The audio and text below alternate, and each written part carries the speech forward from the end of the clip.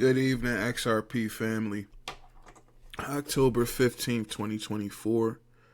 XRP 420 here, bringing you guys the latest news. XRP currently at 53 cents. I know you guys saw that fucking Bitcoin jump today. Shit shot up to 67, almost 68K in 24 hours. And I think, as we know, XRP is going to run. But I do think that we need Bitcoin to lead the charge for us to get to where we need to be. At least until all this court shit is done and the utility and everything kicks in. I think XRP is going to be the one to, not XRP, Bitcoin is going to be the one to lead the charge. Eleanor Tarrant, more XRP ETF news. Excellent news, guys. Grayscale files to convert its digital large cap fund, which contains Bitcoin, Ethereum, Solana, XRP, and AVAX, into an ETF. This is huge. More liquidity, bruh. Then you got this fucking dickhead doesn't even know what he's talking about. This is excellent news, guys. I followed the Ripple stablecoin tracker, guys, because I think this does move the price of XRP. And there's been some crazy ass transfers today. Just today alone, 9 million an hour ago. 9 million. 9 million. 18 million. Twice. This is fucking crazy. 500K. 6 million yesterday. We got some big numbers on a Ripple stablecoin tracker, guys. Let's see if this continues to affect the price of XRP. I know it jumped up a bit, but I feel like the stablecoin tracker, once everything kicks in with the banks and everything, XRP is going to fucking moon. I got a video here for you guys from Monica Long. Let me get this turned up.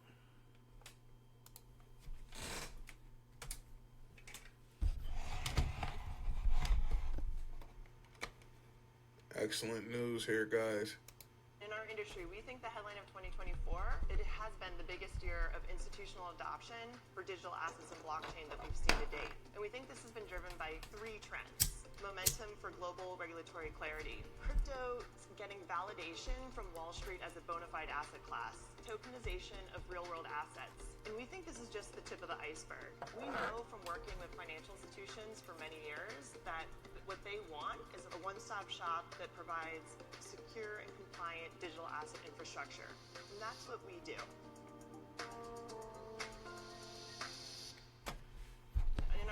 2024 is a landmark for crypto, guys. Imagine what the fuck 2025 is going to bring. It's 2024 is shaping up to be a landmark year for digital assets, posted by Ripple. Eleanor Tarrant, just had a great chat with Stuart Eldorati of Ripple, who gave me a rundown on the appeals timeline. As you guys know, the SEC appealed Judge Torres's ruling. So at this point, Stuart gave us a rundown on what he thinks the time frame and everything is going to look like. The SEC Gov's last day to file Form C, which gives some level of detail, is actually tomorrow, guys. And I think from what I was reading on X a couple of weeks ago, if they don't put that in, this fucking appeal is null and void. So we'll see if they wait to the last second. 7 days later, Whipple will file its own Form C, Form C, which will give more details about its own cross appeal. Both parties will then agree on a briefing schedule, and the SEC then has up to 90 days to file this first brief.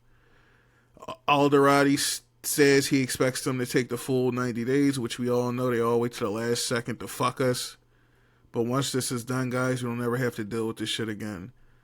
The opening brief will be a full recitation of the recitation of all legal arguments that the SEC will be making. Ripple will file a response and then its own brief.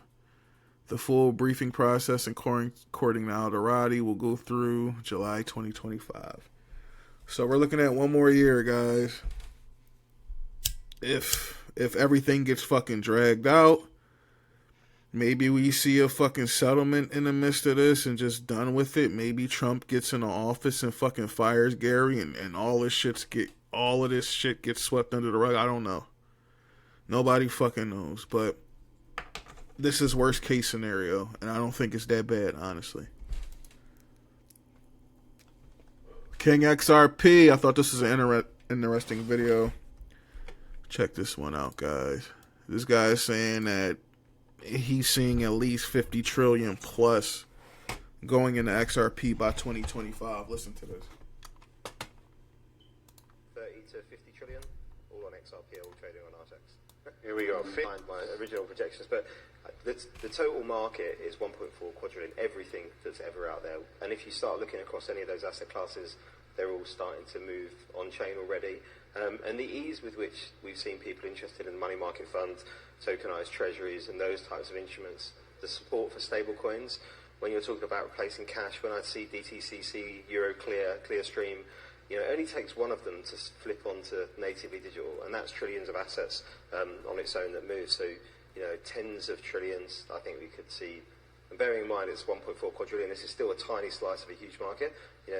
30 to 50 trillion, all on XRP, all trading on RTX. Here we go. $50 trillion. 2 years from now, Ripple, Twitter will replay the session. Yep, we gonna replay this shit. I think it's possible, guys. The fucking sky's the limit. We are early. We are fucking early. We're early to the Amazon. We're early to Yahoo. We're early to... This is going to be like the .com boom, guys. And I think we're ahead of the curve. And I think we're going to be blessed. Just stick in there. Hold, hodl. And let's ride this shit out. Riz XRP... regulations will open up the liquidity pool soon, guys. Let's listen to this one. Yes, and let me break down a couple areas. First of all, we're still in very, very early days, right? We're sort of at the dial-up stage, moving towards broadband days of the internet for Web3. There are still many merchants. That's what I was saying, guys. We're still fucking early. Web3 wallets to even interact in that space, and I think that will get better. So we're still in the early days. So that's number one. So the market dynamics are not set. It's like saying, when you look at the internet, there's only AOL and Mindspring. Like for those of who are from the US that were or CompuServe, right? Those are the two or three, and there will be no other internet service providers, and that's actually not the case. And it moves and changes very, very quickly. So that's the first piece. The second piece is it's important to put stablecoins and proper stablecoin, tokenized cash, in the context of what it is, which is the dollars in the world, especially dollars in the world. There's $2.3 trillion circulating in the world. Much of that that's in cash, right? These are $100 bills in circulation, and zero. And essentially, it makes sense for some of these to be in digital form, and it makes sense for these to be movable on a immutable ledger. And that's really the opportunity set to think about. And if you were to add up the stable coins in dollar at the moment, we're at 170 billion. That is barely a rounding error, right? In the $2.3 trillion worth of dollars in the world. So what that means is that A, it's early days, and B, we should expect lots of different companies that are trying to come into and innovate in this space, and we are seeing that. Almost every other week, there's somebody launching a dollar-backed stablecoin or dollar-pegged stablecoin. Whether they're dollar-backed or not, it's a whole other question.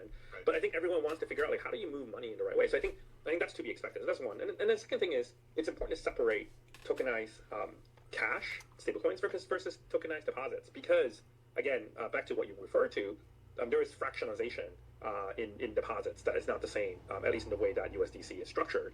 And the counterparty for that are banks, and whether you can use these outside the banking network is still, I think, quite limited at the moment due to a number of reasons.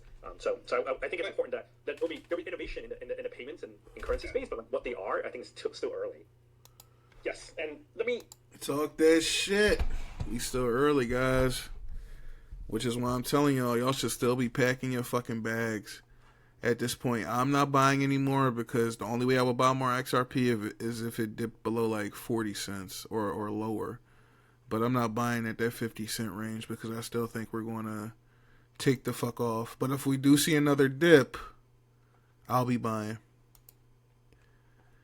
Cowboy Crypto. Ripple has assembled a powerhouse advisory board, including former Federal Deposit Insurance Corporation Chair Sheila Barr, Vice Chairman of Partners Capital, and former Centray Consortium CEO David Puth, and Ripple co-founder and Executive Chairman Chris Larsen, to guide the responsible introduction of real USD to the market. Sheila Barr is not only ex-FDIC chair, she is twice named by Forbes as the second most powerful woman in the world. Fucking insane. Ripple is making power moves. This is what you guys should be buying off of, not the price. Because the price is going to go up eventually. Like all fucking prices in the stock market. If you have a company that has amazing things going on, fuck what the price is right now. We're betting on the future, right? And guys, this isn't a get rich quick scheme. Like, I've been holding for fucking 5 years now. Warren Buffett. Do you think he got fucking rich overnight? This dude's been holding shit for 30, 40, 50 years. Dude's like fucking 120. This shit takes time, guys, for these companies to get rolling. So don't be so antsy. If you need money right now, go to the fucking casino. If you wanna, if you want a quick flip and you want to bet, put it all on black or fucking red. But Ripple isn't it. If you want to hold something that's going to create generational wealth in the next few weeks to months to years, and you're patient and you're not fucking, if you're looking at the money every day because you need it, then you should not be fucking investing in anything. You should be building a foundation for your life right now until you have extra money. If you got a couple $100 to throw in it crypto just to see what happens, go for it. But you shouldn't be watching the price fucking depressed because it hasn't gone up because you're behind on your mortgage or car payments or rent or whatever the fuck. But I'm rambling on. But just hold strong, guys. This shit's going to happen. But don't expect this shit to happen overnight. It could happen overnight. Don't let me rule that shit out. Fucking 589 theories, right? Let me light my blunt back up. I'm smoking on some good shit, guys. Like, comment, subscribe, guys. XRP drops. The Federal Reserve Bank of Philadelphia invited Ripple's Brad Garlickhouse and Chris Larsen as speaker to the 8th annual FinTech conference. This is fucking huge. Why the fuck would the Federal Reserve Bank invite Ripple employees, guys? Topics: RWA tokenization, tokenized deposits, banking as a service, potential role of fintech in shaping the future of finance. This is huge, guys. A lot of big players coming out. The Federal Reserve handles the money for the fucking U.S. What would they need Brad and Chris there for? Because XRP is going to play a part in our new financial system, guys. Be patient.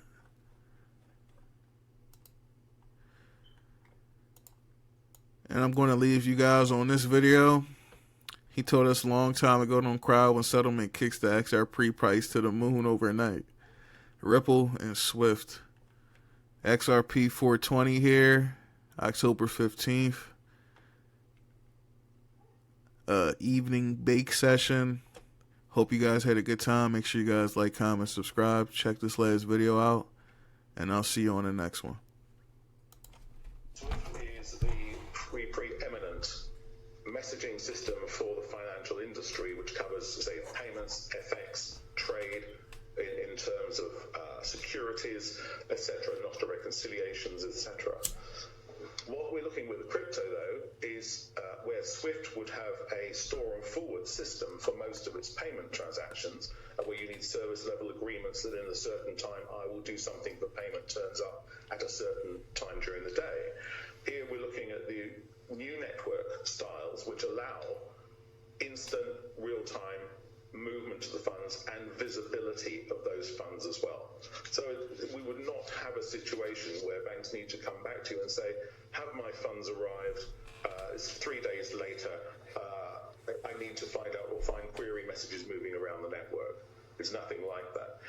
I don't believe Ripple is going to replace Swift.